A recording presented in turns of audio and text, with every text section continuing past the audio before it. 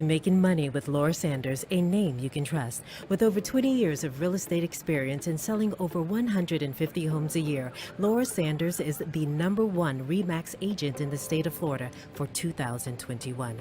Join us each week as we discuss how to make money through buying and flipping homes, to renting versus selling, and everything in between. To join the conversation, call in live 888-994-4995. Studio A.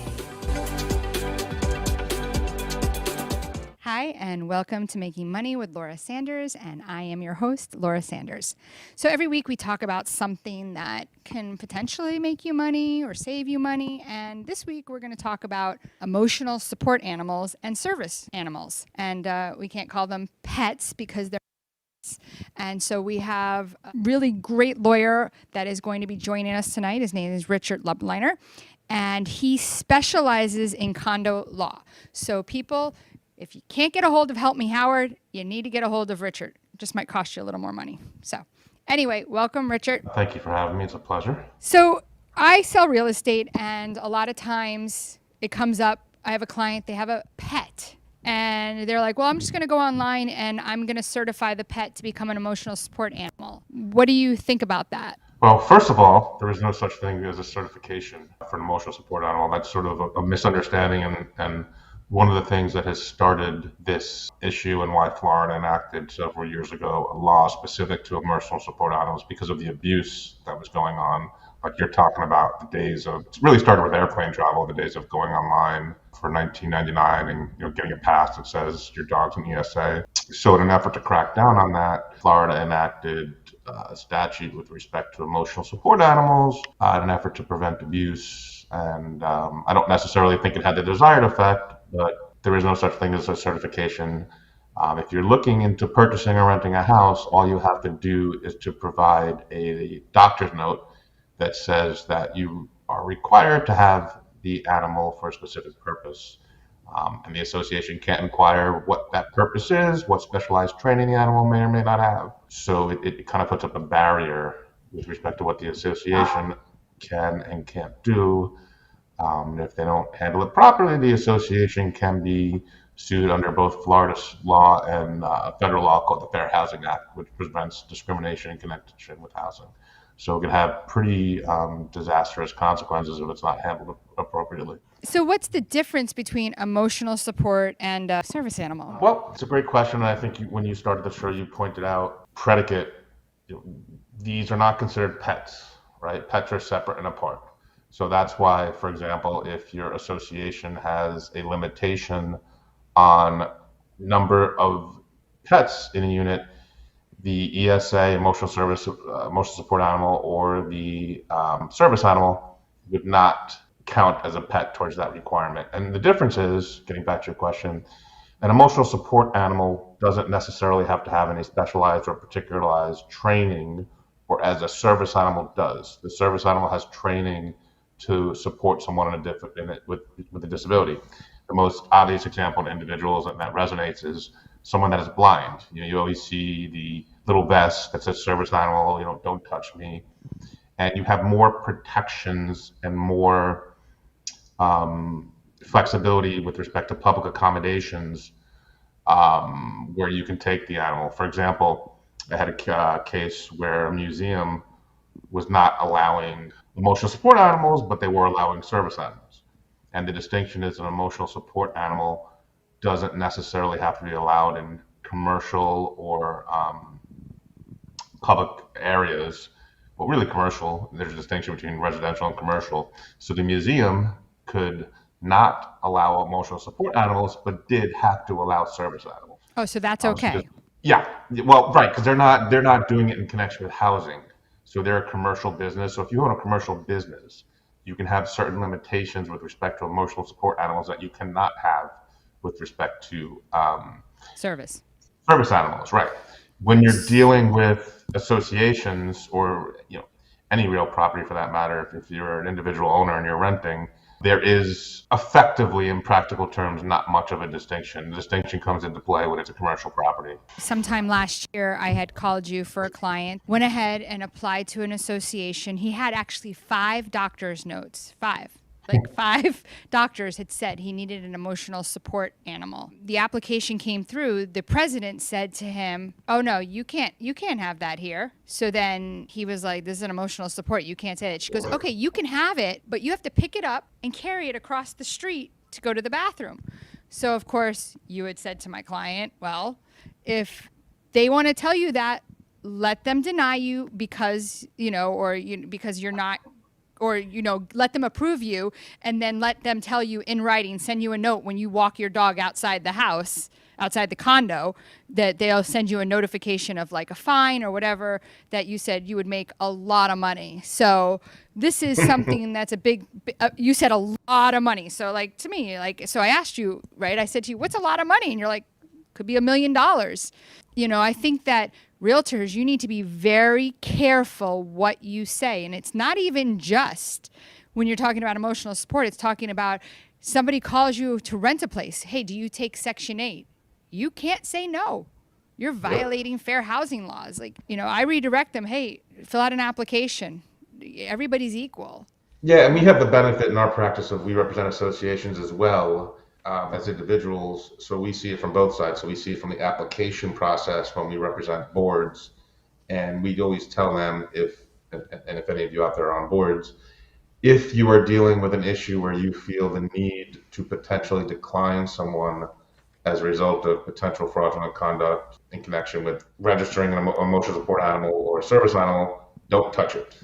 It's an invitation for litigation, like you said. So you should always contact an attorney if you're on an association board before you deal with declining someone that's applying for an emotional support animal or a service animal, because as you said, and as I discussed, I believe your client, I don't know if, at the time, they open themselves up to a tremendous amount of liability. There's, as you said, the Fair Housing Act, which is a federal law that prevents discrimination in housing based upon not only disabilities, but also race and origin and things like that. So it can be problematic for an association, and the case we just talked about, it was pretty egregious. So they can't make someone pick their emotional support animal up and walk it to a certain area where it has to poop. Now they do have to clean up after the dog. Just because you have an emotional support animal or a service animal, it's not a get out of jail free card. You still have to respect the rights of the others that you live with, and you can't interfere with what's called their quiet use and enjoyment of the property. Basically, the whole thing is you have to be able to access effectively everything that someone without the dog, or I guess you wouldn't have an emotional support ferret, so we'll go with the dog. So you basically have to be treated the same way. So when we come back, we're going to go to commercial. But when we come back, I want to talk about what is the fine for somebody to say that it's an emotional support animal and it's really not. So what is the doctor's punishment for that? So as soon as we come back from commercial, we're going to go ahead and see our sponsors, Max Fish from Nationwide Mortgage. Definitely, if you need a mortgage, give Max a call. And also Title Brothers. When you're buying that house and you need title representation with an attorney, give Title Brothers a call. So we'll be right back. Whether you're buying, selling, refinancing, or building your dream home, you have a lot riding on your loan specialist. Max Fish, a top 1% mortgage loan officer in the nation, will give you a same-day qualifying quote. Max Fish is committed to providing his customers with mortgage services that exceed their expectations. Ensuring that you make the right choice for you and your family is his ultimate goal. Contact Max Fish today at 954-729-6933 or max.fisch@nwmcorp.net. At Title Brothers LLC, our mission is to give you the best closing experience anywhere in the country. Founded in 2020 by Adam Lohman and Josh Wiseman, here at Title Brothers, we're your one-stop shop for residential real estate, title insurance, title and escrow services, real estate closing, and due diligence services. While primarily located in South Florida, we also host dozens of closings throughout the state and even electronically as requested. To contact the Title Brothers, call us at 954-995-4988 or visit our website and get a quick quote today.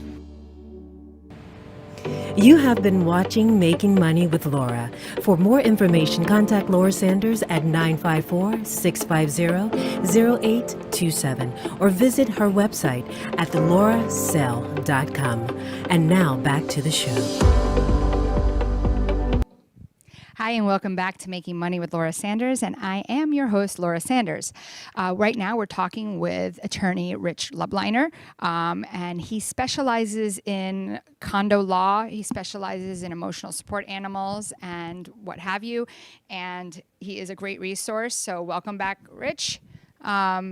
So Rich, tell us a good number to call you if somebody wants to hire you, because I think that a lot of people don't know who to call, who the right kind of lawyer is. They're kind of confused. So I would love for you to give out your information, your website, for those that aren't streaming live with us, so that they can reach out when they have this issue, and hopefully maybe it's a good fit for both of you. Yeah, thanks. So we have offices in both Boca Raton and West Palm Beach, and our telephone number is 561-207-2018, and the website is www.lub as in boy, liner-law.com. That's rich at lubliner-law.com. Okay, We'd be great. happy to answer questions. Yeah. So, and guys, if you're looking for a realtor to help you find that home with that emotional support animal, you can definitely give me a call at 954-650-0827. And don't forget, we're still helping you do renovation, 0% interest on your home when you're selling. So don't forget to give And me I a can call. tell you, in working with Laura, she's extraordinarily knowledgeable on the topic, and she knows the right questions to ask. Or not ask. Or not ask, yeah. Yeah. What to say, and sometimes what not to say, especially in Yeah. this area. So- we're going to talk about in a second. Talking about that, so number one is if I have a rental and somebody says I have a service animal, we will not charge a pet deposit. That is 'cause it's not a correct. pet. It's not a pet. It's not a pet. So, and if you're going to charge for the emotional support, you better charge for the children too, right? Because they make just a mess. It's not a pet. Yeah. So one of the things when we were conversating is that you were telling me that it is a 3rd-degree felony if a doctor gives out an emotional support letter and it is not emotional support. Now, how would they get busted? We were talking about leaving the dog home. Well, you mean the doctor? Yeah. So one of the provisions of the Florida law and one of the purposes was to stop the fraud of, you walk into any doctor's office and they're going to write, yeah, sure, they need an emotional support animal. So in order to dissuade that, a doctor from doing so, the statute provides the penalty that you just said for any doctor that, engages in a fraud in connection with any letter or correspondence that an individual should have an emotional support or a service animal when they shouldn't.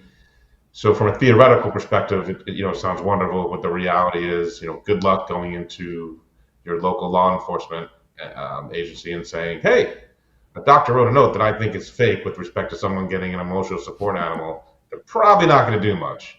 Right. So it's one of those things, theoretically it sounds great, but in practice, I'd be surprised if there was ever a doctor that was prosecuted. But it's interesting to know that is the case. But if you lost your father, your mother, or a child, it makes sense that this could be something especially it's actually a study. I'm a licensed psychotherapist, and there's actually a study that shows that older people with pets live longer. And it's funny, most of these 55 plus condos, there's no pets allowed. Most of them, and I have an association now, and I think you're an expert in this, but I think it's because of the release of oxytocin, right? When we pet them. Oh yeah, so that's also something. It's they have you have the feel good releasing of endorphins, and you could eat chocolate too, and that would happen. Yeah, well that's why I won't stand up, so you don't see how much chocolate I've been eating. So so we talked about what it would happen if you did write that letter. We talked about that they're not pets and what you shouldn't be asking for.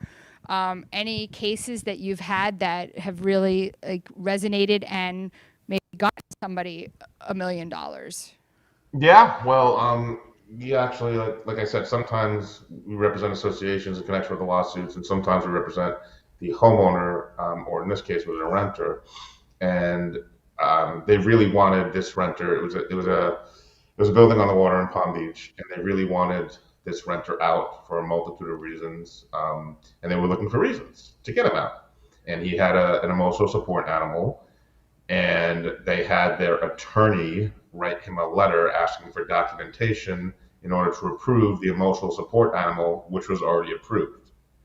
So that's obviously a no-no, unless you have fraudulent reasons to believe that the person who obtained it fraudulently. You can't do that, and they didn't have that reason to believe.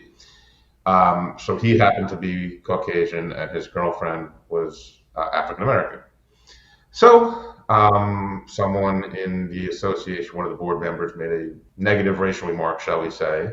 So in addition to the ESA issue, we had that, and we actually filed a lawsuit in federal court under the Fair Housing Act and the Florida state law component, because one of the things you can't do under the Fair Housing Act is retaliate. So because of the fact that, we argued that they discriminated based on race, and based upon that, they attempted to retaliate by requesting information that they weren't entitled to with respect to his emotional support animal, which was already approved by the association, and he got seven-figure settlement. When you apply to the association and you put down, I have an emotional support animal, do you have to provide the documentation at that time? Can they request it at that time? They can request it at that time. So that's where this attorney made the But mistake. again, you really, if you're an association, you need to have a process in place in order to deal with these approvals, because if you make a mistake, it can be extremely costly. So it's good to have a process in place, and you need to know what questions you can ask, and as you said before, what questions you can't ask, because that's what gets you in trouble. People think that they can, ask, whoa, why do you need the dog? What condition you have? You're dead right on that. So what other kind of things, like, I know you talked about the dogs don't have to be on a leash. I also read that a horse, yes and no. I read a horse is an emotional support animal. It can be. Miniature horse, but a horse. So a service animal doesn't have to be on a leash, but the owner does have to control it. Okay. So, for example, obviously if you have any issues with the use of your arms, you may not be able to leash the dog, but you have to have a certain command or something that keeps the dog under control. Because again, it doesn't give you free rein to terrorize the rest of your community. You still have to respect the quiet use and enjoyment and the rights of other individuals to enjoy their property, and you can't infringe on that if you have a disability. The goal here is to make sure everyone's treated equally. Can you bring a horse into a condo? I'm just asking. I mean, I never had a case with an emotional support horse, but I highly doubt it, because you have a health and safety argument. Okay. So, but we can try. Okay, and then we talked about people that say the dog's an emotional support, and then they leave it home and go off somewhere. Yeah. So I'm dealing with that case. Actually, you said a 55 and over community. I'm dealing with that case. Another actual condominium that happens to be in Palm Beach, and so they're a 55 and over community, and they don't allow dogs, and they're dealing with that issue now in the approval process. You represent the association or the? I represent the association in this instance. In this case, okay. So do you feel like you're on the winning side since they've left the dog home alone? We will be. We haven't initiated the process yet, but in this case, the individual goes to live in New York for several weeks and leaves the dog with his wife. So obviously, if it's an emotional support animal that's necessary to help you get through the day, if you don't take it when you leave for 3 weeks, that gives the association the ability to take certain action and make certain arguments and ask additional questions. I had another case where a woman who happened to be a property manager, she argued that her 7 and 8-year-old Rottweilers were emotional support animals. But the association didn't want to touch it, didn't want to argue against it, and I understand why, because as we discussed, the potential exposure, and they allowed the non-pets, not horses, but non-pets, to stay in the unit because they didn't want to fight. It's contentious. It's hotly contested. It's an area where there's rampant fraud. And, I think the intention behind the statute was good, but the practical effect is not much at all. since we're here, and I mean, we could talk about this, I'm sure, a lot, but we're only have a few more minutes left. It goes so fast. Is there Yeah, it does. what are some other specialties that you do in law that would be a good referral for you? Oh, thanks. So effectively, the way I tell everyone is we have Condo associations. I'm sorry? Condo associations would definitely be. Condo associations, HOA Yeah. association. We actually represent a co-op, which is very rare in Florida. I'm from New York, and they're pretty much all Everything's over. a co-op. Yeah. Yeah, everything's a co-op. Here, I everything's do an have a association. question about co-ops, and I don't Okay. know if you know the answer to this, and I know a lot of realtors are very curious about this, and this is probably the last thing, and we'll have to be quick, but we've never seen co-ops come to their 100-year lease at this point in time in our lifetime yet. What Yeah. will happen when it gets to the 100? And I have this question asked of me all the time. And unfortunately, since I'm not 100 years old, and a lot of these condos were in the 1960s, so they're more than 50% through their 100-year lease. And if somebody decides that this person that owns this co-op right next door to this other co-op, right, and they both decide to sell at the same time and they knock it down, what do you get? You get nothing? Nothing. Nothing. Nothing. Now, there are arguments. The association, interestingly enough, that I was telling you about, the 55 and older community, they are a co-op. And one of the things that I'm representing them in now is Connection. They're about, I think, 60% through the 99-year lease, and they're trying to negotiate. And in this case, different entities own different buildings, so it's somewhat complex. But they're trying to negotiate. There are certain outs you can have based upon unconscionability arguments, but you don't have an ownership interest. You have a possessory interest, Right. just like a renter. So would just you like say that- buyer beware with a co-op? Buyer beware. Yeah, I mean, there are things that could occur outside of your control that could certainly impact the value. You know, obviously, you can't. Your condo is not going to be worth much if the lease is about to be up in 3 years. Right. So, Well, you know, we have about 30 seconds left. So really quickly, any other kind of law that you specialize in? Yeah, Give us your well, number again. we do everything essentially the way I describe it is we don't do family law, we don't do personal injury, and we don't do criminal. We pretty much do everything else. We have a wide, varied commercial litigation practice. We also have developed a niche practice in equine law, given our proximity to Wellington. And we also do all types of corporate work, like forming businesses, restructuring businesses, drafting employment agreements, and things like that. And again, the phone number is 561-207-2018, and the website is www.liner-law.com. Thank you, Richard. You have been great. You're awesome. And guys, if you really need to talk to somebody, give Rich a call. He's great. He's a plethora of information, and I highly recommend him. Again, my name's Laura Sanders. I'm your host, Making Money with Laura. You can get me at 954-650-0827 at laurasells.com. Thanks, and have a great night, guys. Thank you for The tuning opinions in for expressed on the Making Money proceed- with Laura Sanders, a name you can trust. To join the conversation, call us at the studio, 888-994-4995 Studio A, or contact Laura directly at 954-650-0827.